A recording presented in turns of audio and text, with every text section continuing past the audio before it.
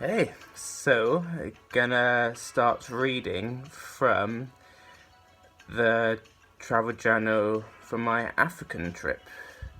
And this took place on the 6th of July 2016 to the 4th of September 2016. So this entry was written on the 7th of July at 9:50 in the evening, written in Abu Dhabi airport. So here I am, sat in an airport with Jess Patel, drinking coffee, the one thing we have in common. We are in the middle of a ridiculous journey to get us to Africa.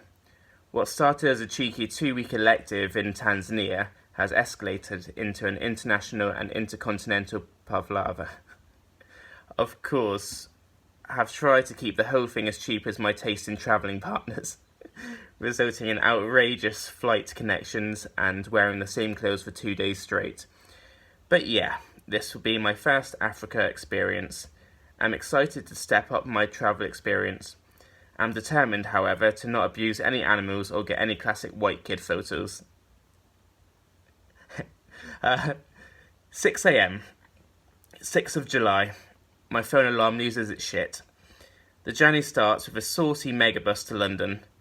After leaving packing to last minute, classic Jack, only got 2 hours sleep, so was hoping to pass out and die on the coach. This sadly did not occur, so I hit up the coffee instead.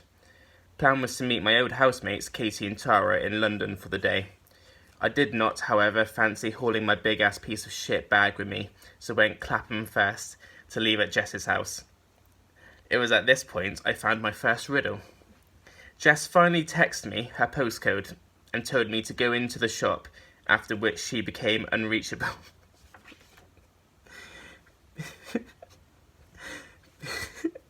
Being the fearless Fernando that I am, I followed my phone to the postcode in the hope of easily finding this shop.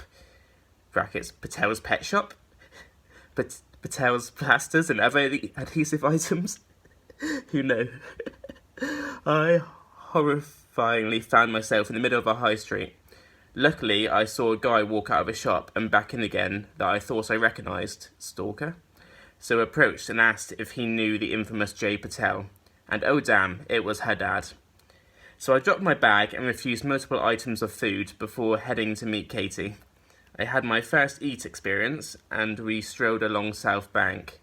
Also enjoyed the delights of backwards spiral running to dramatic music at the Tate Modern.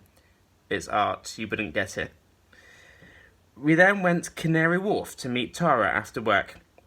We were worried she'd become one of the suits working in banking, but actually she worked for a great charity that just had an office there.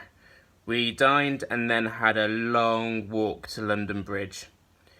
I returned to Clapham to hang with Jess's parents. Jess and Prad arrived and we prepared for an all-night packing/panic session. Jess's mum was filled with confidence when asking where we were flying from, with me answering Gatwick and Jess Heathrow. The horror. Another scary discovery was that our flight company had merged my name on the tickets, so my name was down as Jacanthony. Eventually, we found ourselves having breakfast at Gatwick. Prad left us, but would join in a month, and we entered security, where Jess lost me immediately. However, we reunited and headed for our first flight.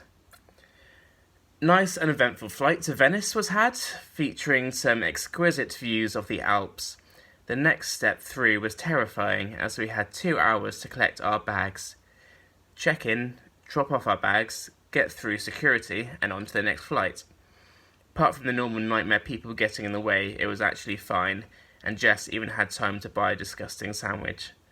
Our next flight was to Abu Dhabi, with Alitalia, which was beautiful. Jess sat on a massive whoopee cushion whilst I imitated a sleeping monk. But no one was in the mood, so we ate loads of food, slept, and generally enjoyed the blankets. We are now sat in Abstab's airport, which is spectacular. Chicken Big Macs, sleeping pods, and excellent latte art.